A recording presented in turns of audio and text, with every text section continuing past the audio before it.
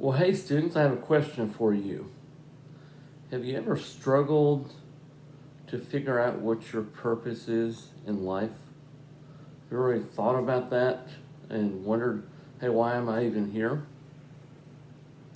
Well, today's Sunday school lesson, we will figure out, looking at Jeremiah and seeing his life and applying it to ourselves to see how we're all created with purpose.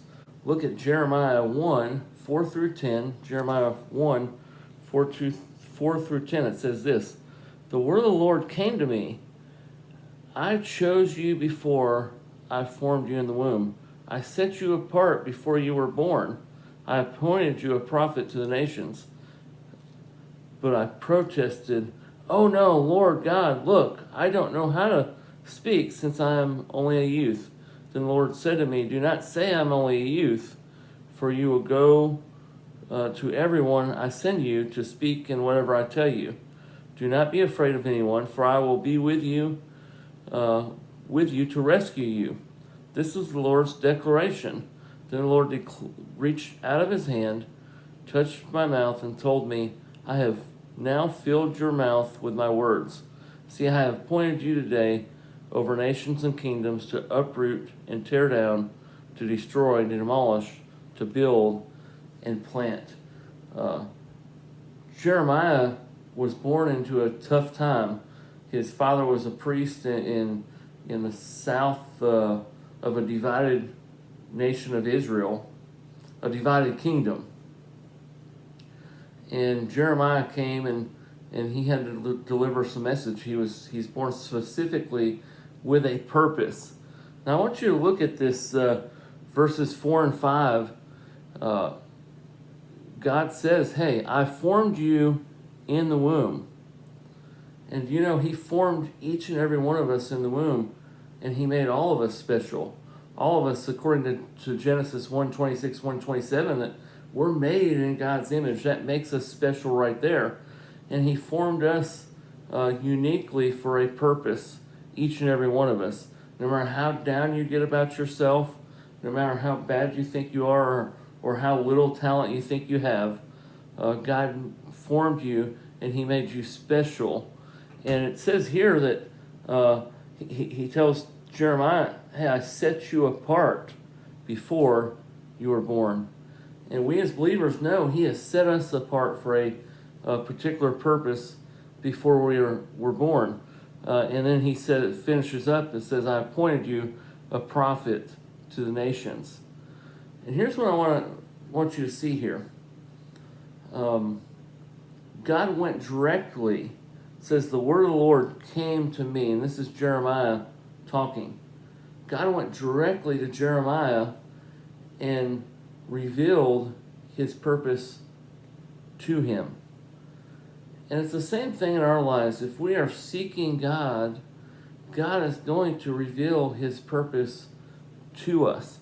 And oftentimes I've found, even when I don't feel like I'm seeking him, God will reveal his purpose to me.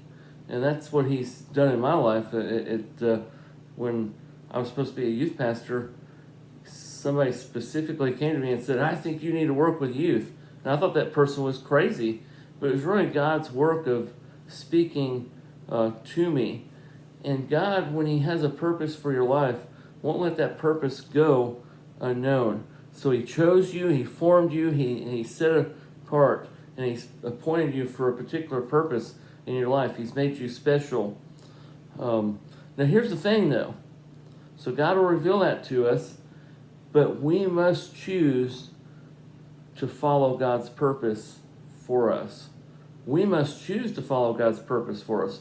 Now verse 6 here says, Jeremiah said, "But I protested, 'Oh no, Lord, look, I don't know how to speak since I am only a youth.'" Now, you as students might be the same way. "Hey, look, Lord, I can't do much for you. I'm only a youth. I'm only a student. I'm only in the 7th grade. I'm only a freshman," or "Hey, I'm a senior in high school. I can't do a whole lot for you." And you might be using that as an excuse. But let me tell you here, now that was a much repeated excuse though. That's an excuse Moses used. He said, "I'm slow of speech," and he got his brother Aaron to come beside him when he talked to Pharaoh. And usually that's what it is. It's an excuse in our life that we make. But here's the deal: we might feel totally inept and make an excuse of why we can't serve God. But God never calls us to a task where He doesn't walk with us in it. He always walks with us in whatever He's called us to do. Let's look at verse 8. It says, "Do not be afraid of anyone, for I will be with you to rescue you." This is the Lord's declaration. I will be with you. Now we can even look at the Great Commission. There's a promise at the end. Jesus says, "And I will be with you always." And so whatever He's called us to, He's going to follow us in and walk with us in that. And it goes a step farther, that God, He will provide whatever we need to fulfill those purposes for our life. He will provide what we need. He will equip us and give us whatever we need to fulfill those purposes. Let us look at verse 9. Of course, Jeremiah 1, chapter 9. And it says, "Then the Lord reached out His hand, touched my mouth, and told me, I have now filled your mouth with my words." And so God specifically, He touched His mouth and said, "Hey, I filled you with my words." And He will do the same for us. Now, we know that all of our purposes as believers, our purpose, every one of us is to glorify God. Everyone who believes in God is to give Him glory, and people around us see the glory of God through us.